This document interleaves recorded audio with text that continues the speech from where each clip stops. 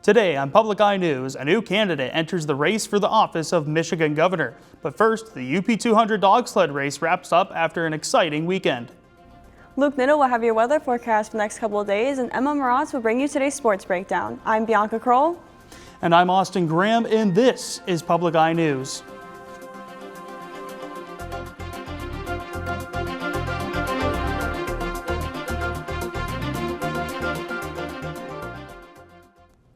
The 2025 UP 200 has come and gone. After being canceled for 2 straight years due to poor weather conditions, the event returned to Michigan's Upper Peninsula. The UP 200 is one of a dozen sled dog races that takes place in the Midwest. Martin Mascot of St. Tite, Quebec, Canada, won this year's race, claiming his first ever UP 200 title.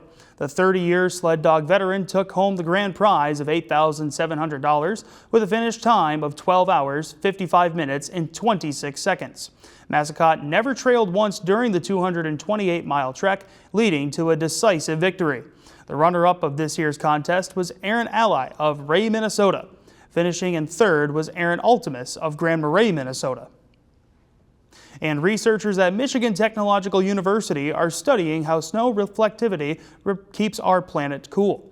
A small group of researchers from the institution's College of Engineering have been using various methods and technologies to prove that there are different types of snow in our everyday lives. The group of engineers have developed techniques to increase solar panel productivity during the winter months. They have also used models to forecast lake-effect snowstorms at the end of this century, as well as methods to make pavement out of snow all the way from Antarctica. The research team is composed of Alden Adolph, Miraj B. Kayasta, Russ Alger, Anna Dreyerson, and Sean Brushaber. An NMU alumna has been honored in the 20 Under 40 Award for their academic excellence. Julie Bless, a 2010 graduate, is a finalist in the 20 Under 40 program, which is being put on by the Reno Tahoe Young Professionals Network. The program recognizes people under the age of 40 who are exceptional leaders in their community. While at NMU, Bless majored in environmental science and had a minor in biology. She serves as a statewide wildlife education and volunteer coordinator at the Nevada Department of Wildlife. She has a passion for fostering connections between people and nature and developing innovative educational programs. She has worked with the National Park Service, the International Crane Foundation, and National Audubon Society. And Wisconsin Governor Tony Evers has proposed to close Wisconsin's second oldest prison. Evers said the plan was the best option to address the many conflicts created by his state's aging prison facilities. The proposal is worth roughly $5 million and would entail closing the prison in Green Bay. It is subject to approval by the Republican-controlled Wisconsin legislature. Republican Senator Van Wanggaard praised Evers for the proposal, but questioned the totality of the plan.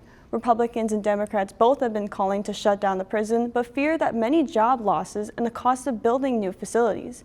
Evers said that his proposal would be better than building a new prison.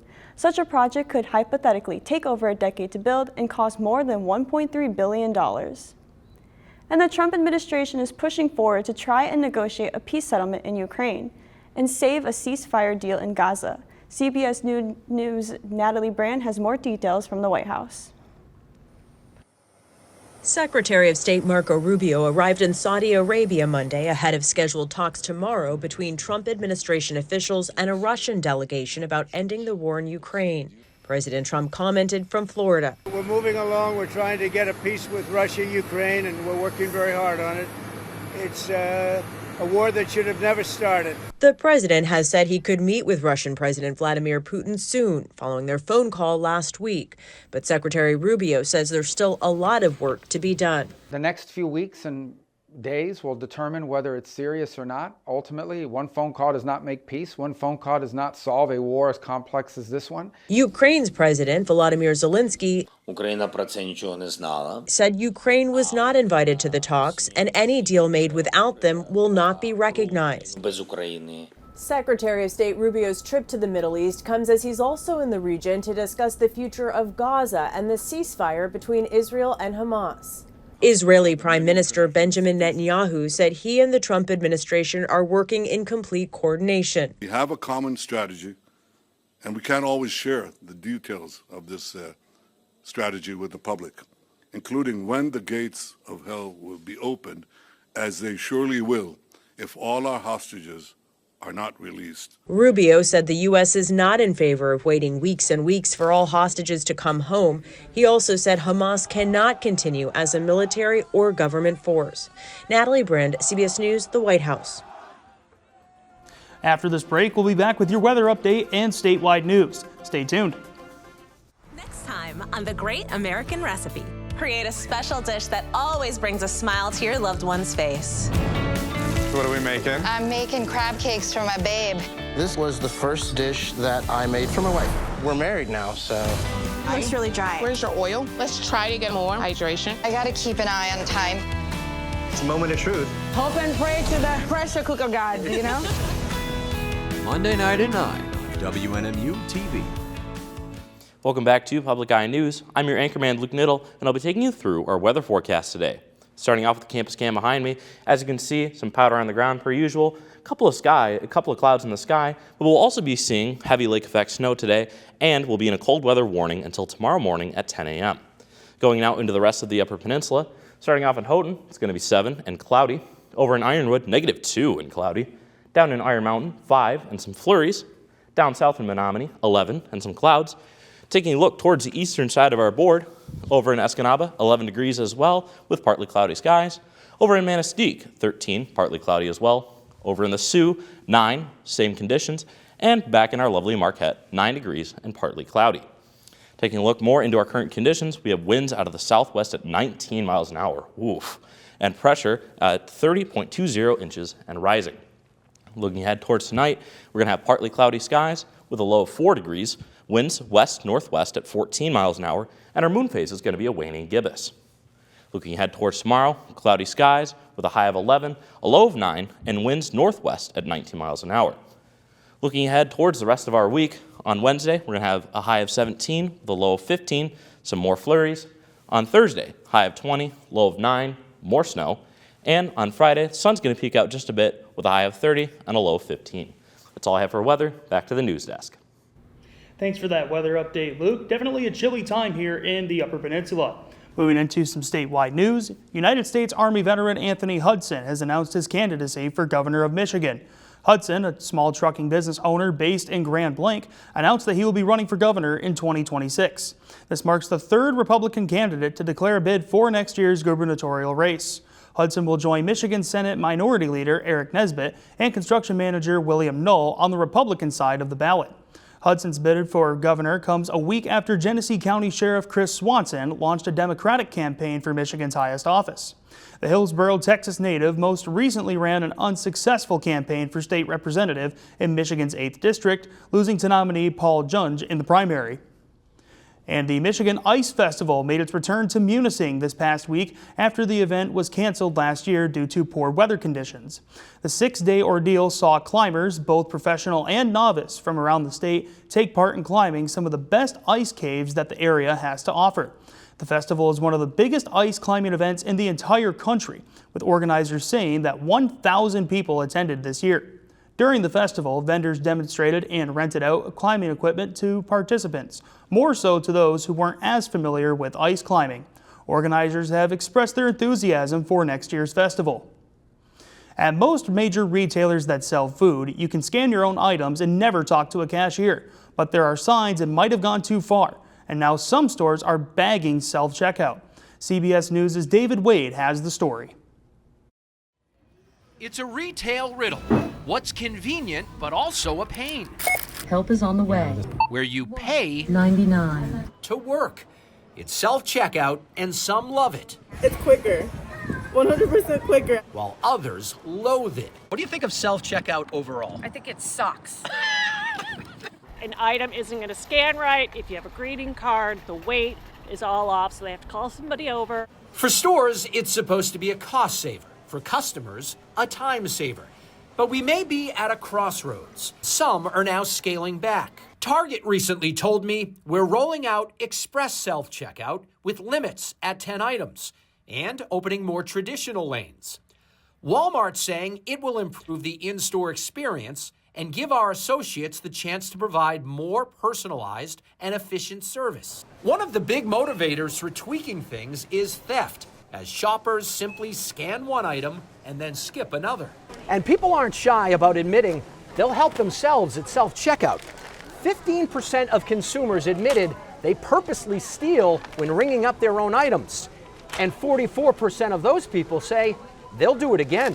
So how do you prevent theft and keep shoppers happy? We don't have any self-checkout lanes in any of our stores. Not one in the 90 stores. That's correct. Joe Schmidt is the director of operations at Market Basket, which has 90 stores in Massachusetts. Just got a response the other day from a customer that came in to say, please don't ever do self-checkout. Experts say over time, new technology will make self-checkout better and more secure, which means it's never going away completely. What's the key to getting it done without having to call for assistance?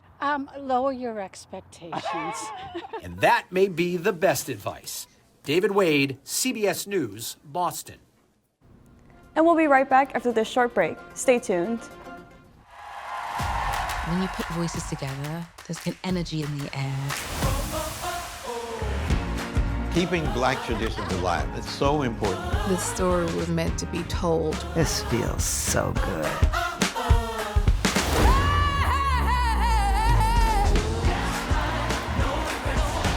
Black people can also have those stories too. All this and more, now streaming on the PBS app. Welcome back to Public Eye News. I'm Emma Muratz, here to deliver your sports report. Starting out on the hockey rink, the U.S. beat Canada 3-1 in a highly anticipated matchup at the Four Nations face-off.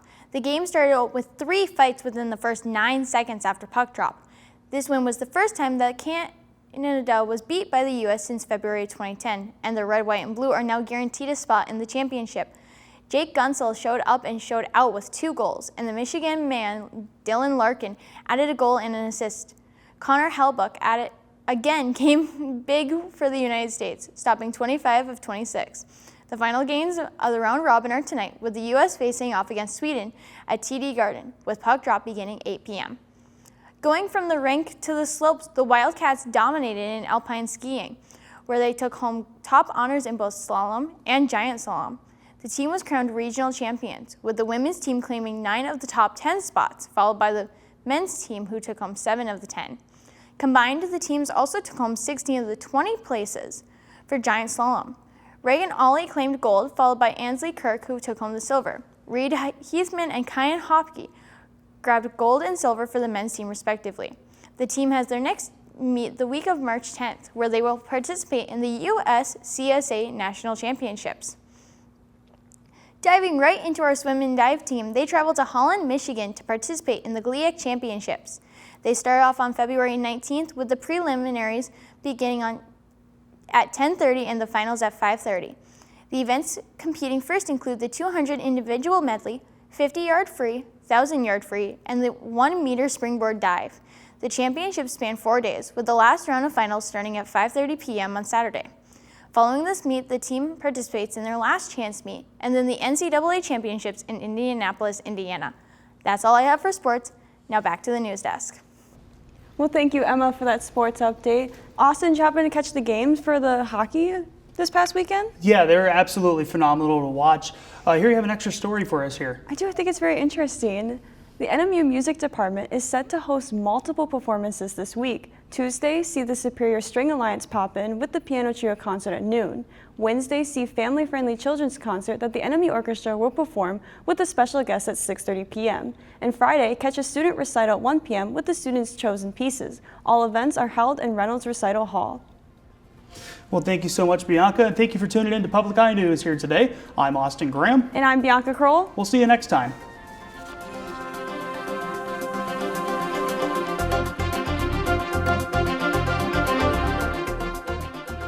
The preceding program was produced by WNMU-TV, Northern Michigan University Public Television, in studios located in Elizabeth and Edgar Hardin Hall.